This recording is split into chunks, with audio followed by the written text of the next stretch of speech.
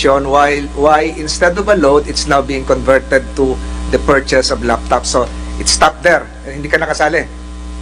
Yes, finance will come in po after nung nagkaroon na ng claim or billing para naman bayaran as a cash. Okay. Opo, yun lang po yung so you're not participation. aware of the change of specifications? Yes, Your Honor. So wala na si 4-core, wala na itong 2 terabyte, naging 1 terabyte. Hinati na. So yung laptop siguro, natitiklop na gano'n, kalahati na lang. Kasi 1 terabyte na lang. That was February 2, 2021. It came from you, Director Abanil. Correct? Bakit po natin binago na yung specs? Mas na yung una eh. Your Honor, binago namin yung specs para dumami sana yung makukuha namin na mga laptops, Your Honor. Nyo yung specs para magmura, dumami yung laptop. Yung 68,000, dadami pa. Eh bakit kumonte? Kumonte lalo. Yung... Your Honor, yung 68,000, yung figure na yun lumabas March na, Your Honor. So yun ang basis nun was the market survey of PSDBM. 6,500 was the one you alluded to, and you even, I think, slightly apologized na nagkamali ka kanina. 30 minutes ago, upon questioning of Senator Cayetano, na kasi unang sinabi mo, wala yung 68,500, inamin mo, meron din, so parang nag-sorry ka.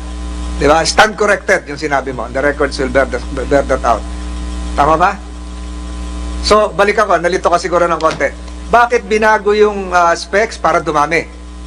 So, That's correct, Your sa halip na dumami, umonti na naman. And then, that was February 22, 2021. Pagdating naman ng April 28, 2021, binago mo na naman yung specs. Are you aware of this, Yusek Sevilla? For the third time, binago na naman yung specs. No, Your Honor. Okay. Bakit binago yung specs? There were additional requirements. So yung additional requirements, correct me if I'm wrong, and I too will stand corrected, be corrected, ang nilagay mo dito, Director Abanil, additional requirements must have a single agent for antivirus, data loss protection, loss prevention, application control, web security, hindi ko na masyado po naintindihan to, LAN port, flip down, RJ45, security wedge shape chassis, security lock slot. So may additional requirements kayo. Aside from the bag, meron pang mga bagong requirements. What's the purpose of this? Para ma-increase yung security, Your Honor, kasi dun sa original tech specs ng DepEd, usually ang binibili namin is blue sa kami DepEd logo for as a deterrent for for theft and so on. Yes, so, bakit hindi po dun sa simula pa lang lumabas na tong requirements? Didiretsohin ko na to. Merong isang bidder supplier nagreklamo na kaya hindi sila nag-qualify kasi bigla nagkaroon ng additional requirements at the end game. Nagsimula tayo sa November 24, 2020, nagbago kayo ng February 22, 2021, pagdating ng April 2021, may additional requirements na hindi alam ng ibang mga bidders, suppliers, nakasali pala yun, hindi na sila makakomply. If one of the bidder suppliers are here, I am alluding to, sa dami ng dokumento ko rito, hindi ko na matandaan, as Advanced Solutions, present by your representative? Advance? Tinawag na kanina eh. Yes, sir. Online. So, narinig mo yung sinabi ko? Hindi kayo, Yes, sir. Hindi kayo nakakomply kasi yung tungkol doon sa wedge shape, lock slot, di ko naman naintindihan yan. Yung flip down, RJ45, ang alam ko lang RJ, yung DCRJ. Ano po yung naging reklam? Binigla kayo na may bagong requirements na lang, na disqualify kayo? Ano bang nangyari po dito? Actually, sir, during the pre-bid, ni-raise po namin yung mga specs na we feel na hindi po namin makukomply kasi po iba yung brand na dadalhin ko. So kasi sir, yung kung i-evaluate po nila, word for word po kasi po yung titingnan nila dyan, iba po kasi yung tawag nung flip down RJ45 dun sa brand na dadalhin namin. Kaya sinulat po namin, we are requesting kung pwedeng alisin or magkaroon ng equivalent. Kasi iba po yung tawag dyan sa ganyan sa brand na dala namin. Ano po ba ibig sabihin ng flip down 45? Actually, Actually, sir, ano po yan? Yan po yung port kung saan po ipapasok yung LAN cable. So wala kayong ganon. So, Director Abanil, bakit biglang nagkaroon itong requirement na flip down for RJ45 na wala dati dun sa unang specs? Nilagay namin yan, Your Honor, para maging mas magaan yung laptop po, Your Honor, mas manipis yung device. So ilan na lang ang nag-qualify kung dinagdag? Your Honor, itong Advanced Solutions Incorporated actually submitted proposal, no? And pasado sila with regards to the RJ45 and the security wedge and all those other components. Tama ba yon, ma'am? Na pasado naman daw kayo? Yes, sir. Pero kasi, sir, yun nga po, ang in-anticipate namin yan, during the evaluation, ang hahanapin nilang terminology nung mga ports na yan sa brochure namin is the same exact word na flip down RJ45. Iba po kasi yung Ano po terminology. yung sa inyo? Ano yung sa inyo? Anong tawag?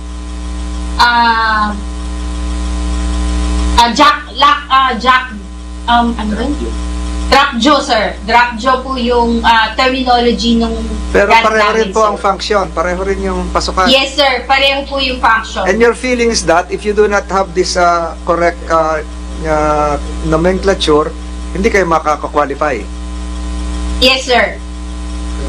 So eventually, what happened? Nag-qualify kayo o hindi?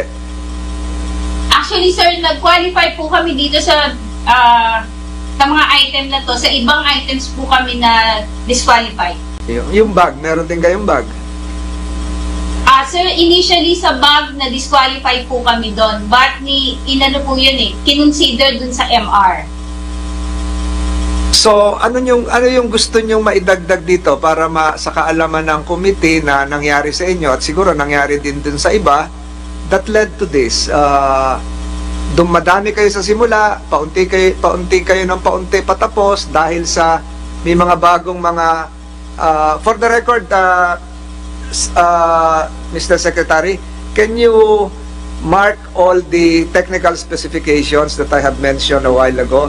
The technical specifications that led to the concept paper dated November 24, the Annex A February 22, 2021 updated technical specifications, and the additional requirement as annexes for DepEd marked as Exhibit A sequentially for the record, and the testimony of what's your name again, ma'am? Fritzy Ventanilla po, sir. You submitted a sworn statement here, Not yet, sir. but are you willing to submit documents that would support your statements that the Yes, names Jack Lack would perform the same function? The name Jack Lack would perform the same function as a flip down RJ45? Yes, sir. We will await that, and that will be part of the record. So, anything Chairman, to add? one point Yes, on Senator your question, Mr. Chairman. I'd just like to ask Dr. Abanil or Ma'am, so yung term na yan, Dell and other computers use that term or only Dell? Sir, kung we will be very straightforward forward, it will only be Dell who will come. Oh. So, Dr. Abanil, saan mo nakuha yung term na yon? Your Honor, doon yan sa research namin. And actually, during the evaluation phase nitong No, sir. Ang point, you can have the same rubber shoes, Adidas, Nike, yung iba, pero iba ang tawag nila sa sole nila. So, pag nilagay mo or the equivalent, all of them will qualify. Pero pag nilagay mo lang yung branded name nung isa lang will qualify. And again, that's one of the oldest tricks in the book. Diba? So, saan nyo kinuha? Sino nagbigay sa inyo o saan mo binunot yung term na yon? Narinig nyo yung testimony? Sa Dell lang meron yon. Diba? Parang sabihin ko cellphone with charger. Pero yung kailangan na charger is lightning charger. Lightning yung yung cable. O anong phone lang ang meron lightning cable? I believe Apple lang. Apple. Apple lang. No other fruit Ang BlackBerry at Cherry Mobile, walang nun. Lahat ng ibang prutas, wala nun. Yun lang ang meron. So kung nilagay mo, charger with cable, safe ka. Kung nilagay mo lightning or its equivalent, safe ka. Pero pag nilagay mo lang lightning, kung Dell ka or Asus ka o Lenovo, hindi ka ba aangal na bakit Apple lang ang gusto mo?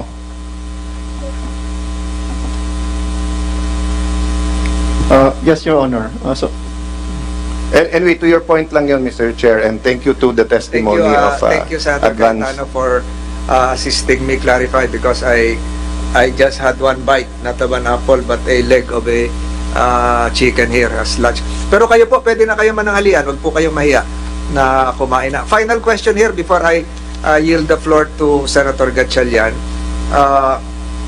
I mentioned an April 28, 2021 document na nag-change po yung specs. So yung tanong ko po kanina, Ma'am Sevilla at Director Abanil at sa PSDBM, binago natin yung mga specs, binabaan natin yung specs, nagmahal pa yung presyo. Yun po yung naging resulta nito eh. Yung original specs sa concept paper mataas, binabaan natin yung 2 terabyte, naging 1 terabyte, and yet tumaas yung presyo, kumonti pa yung naging recipients, and we are awaiting that list. I have here a document addressed to coming from DepEd, from Undersecretary Del Pascua, addressed to Yusek Lau, April 28, 2021, and I quote a pertinent provision. After a careful review, DepEd would like to propose the inclusion of the following additional requirements to the final TOR. Ito na kaya, Ma'am Director Abanil, yung final TOR. So what does TOR means? Terms of reference? Yes, Your Honor. So we have a completed notarized contract. We have all the supporting technical specifications, and yet meron pang final TOR. How Ma'am Sevilla, in your capacity as head of the finance division, di ba dapat yung terms of reference sa simula pa lang? Hindi habang pati yung timeline ni Senator Cayetano kanina patapos na, biglang may final TOR pa.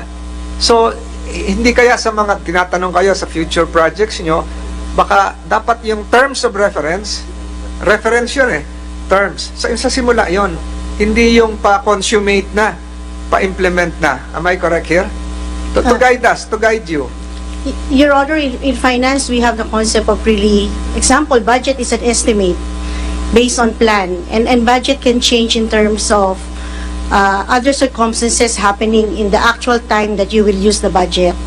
So sa finance po, ang masasagot ko yung mga estimates on the funding allocation, but changes na very specifics to the TOR and the product ay hindi na po sakop ng finance, kung hindi nung procurement team at nung end user.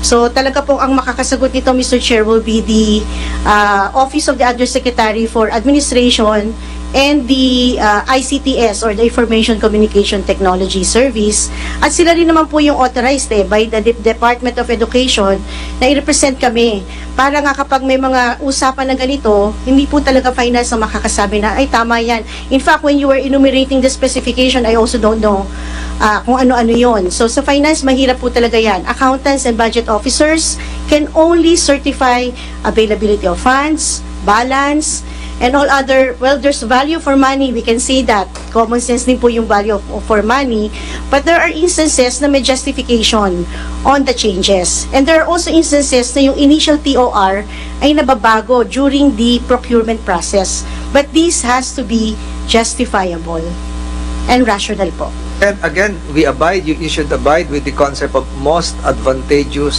to the government. That's true, Mr. Kami Chair. ni Senator Cayetano, maging Senator Gatchalian, nanonood kami ng basketball.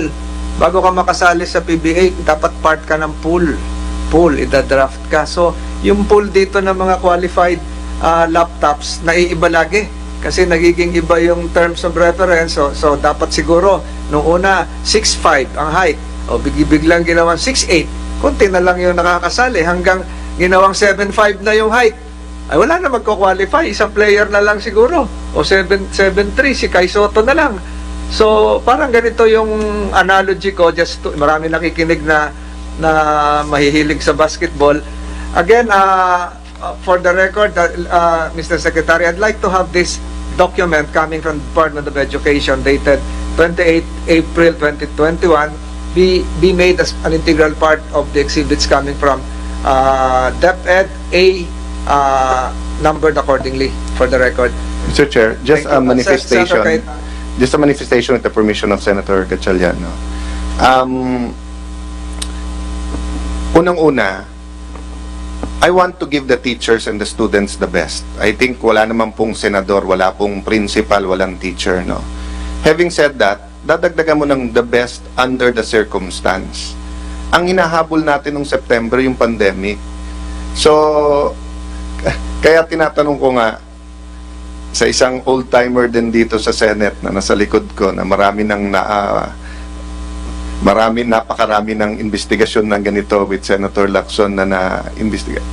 Hindi ba ang paggagamitan natin ng laptop na yan dapat para mag-Zoom? Para sa online classes? Partly, Your Honor, pero aside from doing online classes, gagamitin din ng teachers to prepare their lessons to their Yeah, students. so primarily word processing, maybe a little bit of PowerPoint, and then internet connection. That's Diba? correct, Your Honor. So I'm not an expert, pero yung mga specs na binigay nyo, pang mga laboratories na Hindi po, Your Honor. Yung pang-laboratory namin is yung usual namin na binibili sa Yeah, DepEd. but ang point ko is that yung pinaka-simple na computers could have done the job and you could have bought times 10, di ba? That's the very reason that we adjusted the specs noong February, Your Honor. And then you still ended up with 58,000, di ba? So That's second manifestation ko, Mr. Chair, is this. Kung mas mura sa mall at available, dapat binid nyo nag-fail yung bid. Binid nyo ulit, nag-fail ulit. Tapos pwede na kayong bumili. Oh, can anyone in procurement here correct me? Di ba? Hindi naman masama ang failed bid So kung pinagpipilitan ng mga kinakanvas nyo na yan lang ang available na 58,000, pero may alam kang available na hindi gusto sumali sa bidding, pwede mo di ba, ituloy yung bidding What happens, Dr. Bonilla? You're a director, you're a member of the BAC. Pag nag-fail twice ang bidding, what can you do after that to be able to procure? As far as I understand, Your Honor, you can do negotiated procurement. Diba? And if the negotiated showed you 25,000 per computer, would that not be more advantageous to the government? This is theoretical. I'm not saying you can get it for 25,000. Theoretically. That's correct, Your Honor, but we were also under consideration of time constraints, Your Honor. Time constraint nyo nga, 15 months Bakit yung sinasabing urgent, time constraint? Kaya naman tumagal dahil din sa inyo Pabago-bago yung gusto nyo, tapos pinalitan nyo ng pinalitan, tapos nilimit nyo. Yung load, kaya nyo bilhin, ilan ba ang ating kumpanya ng telco? 3, Your Honor. So kung nag-decide kayo na hatiin o kaya yung dalawang malaki o isa, gaano kabilis ang nyo yan? Kung ibibid nyo, less than 40 days, tapos, dapat by Halloween, nabigay nyo na yung load. So don't tell us kasi urgent. Anyway, Mr. Chair, I won't argue with the witness, and I don't mean to be rude. I am just really upset na this all happened under a law that was supposed to help our students and teachers. And hindi ko nga alam bakit. Meron bang provision sa Bayanihan 2 ng lahat ng pondo na to ay dapat sa DBMPS ibid? Yun hanggang sa akin ang mystery, Mr. Chair. Bakit parang pag GAA, tinatanggap ng department sa kanila.